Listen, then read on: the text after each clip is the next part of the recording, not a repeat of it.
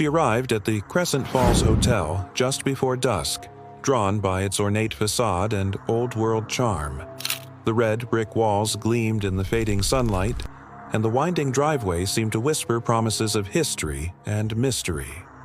But when she checked in, the clerk, his eyes an anxious shade of gray, handed her a single key and said only one thing: "Whatever you do, don't enter room 206. Curiosity pried at her like a silent whisper. Room 206 sat at the end of a long, dimly lit corridor, its brass number tarnished with age. The air outside its door felt colder, heavier, as if the hallway itself recoiled from the room. Each step toward it sent a ripple of unease through her chest, but the clerk's warning lingered in her mind. What horrors could reside behind a single wooden door? That night, sleep refused her. The distant echo of footsteps in the hallway kept her heart pounding. A low hum drifted through the walls, barely audible over the hum of the air conditioning. She imagined shadows moving just beyond her field of vision, shapes that twisted and vanished when she blinked. The entire hotel seemed alive, watching. Morning came, pale and hollow. She considered leaving, but a letter pinned to her door changed everything. The handwriting was elegant, looping letters inked in black. "It's too late to turn back. Room 206 has marked you." Her pulse thundered. Who could have left this? The note offered no name, no explanation, only a warning that challenged her to learn more. The child inside her wanted to flee. Yet something deeper, a hunger for answers, pulled her forward. By midday, she found the hotel manager in the lobby, an older woman with steel-white hair and kind eyes shadowed by worry. When she showed her the note, the manager's face paled. "You must never go near that room," she whispered. "People disappear there. They say the walls remember every scream." According to local legend, room 206 had been the scene of a grisly double homicide nearly 70 years ago.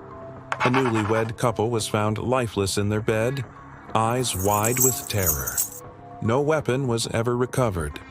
Staff reported hearing anguished cries from behind the door for years afterward, until the room was locked and sealed.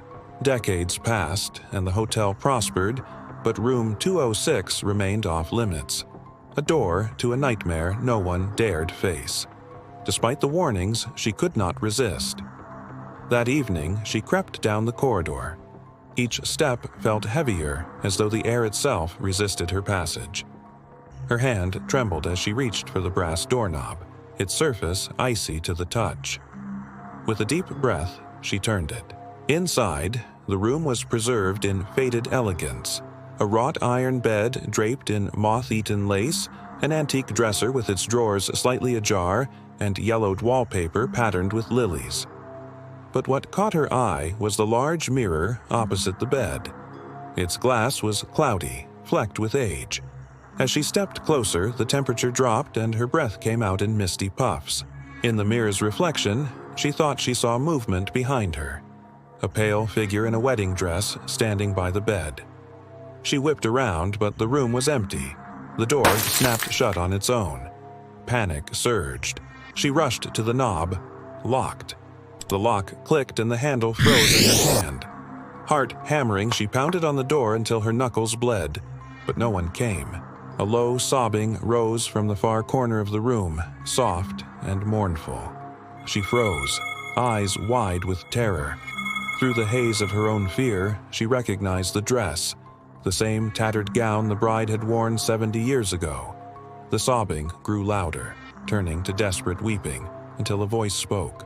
Soft, distant, drenched in sorrow. "Please, help me." She fumbled for her phone. The flashlight app flickered on, illuminating the far wall. Written in what looked like dried blood were words that made her blood run cold. "Join us." The sobbing stopped. Silence fell, thick and suffocating. Suddenly, the mirror cracked, spiderwebbing from corner to corner. A hand, pale and trembling, reached out from the shattered glass as if begging to be freed. She stumbled back, colliding with the dresser. A blistering pain shot through her ankle as she fell to the floor. Through tears, she crawled toward the door, her foot dragging. The lock clicked open on its own. She threw herself into the hallway and ran, not daring to look back. By the time she reached the lobby, the lamplit reception desk was deserted. The manager appeared at the far end of the corridor, her face drawn. Without a word, she led the guest outside and handed her a new key. Room 105, far down the hall. "Stay there," the manager said, "and never speak of what you saw." That night, safe in room 105, she tried to sleep, but the memory of the mirror haunted her mind. Her reflection, pale and terrified, stared back at her from every shadow. She swore she heard the last sobs of the bride fading in the walls, begging for release. She checked out at dawn, leaving Crescent Falls Hotel forever. On the desk, she left a note of her own. They were right, never enter room 206. But the hotel's guest book tells a different story. Since that night, several guests have gone missing, always those who dared to ask about room 206. The door remains locked, its key hanging behind the desk, waiting for the next curious soul. Now, if you ever find yourself near an old hotel corridor and see a tarnished brass number, 206, take heed. Some rooms hold more than memories. They hold secrets that bleed into this world.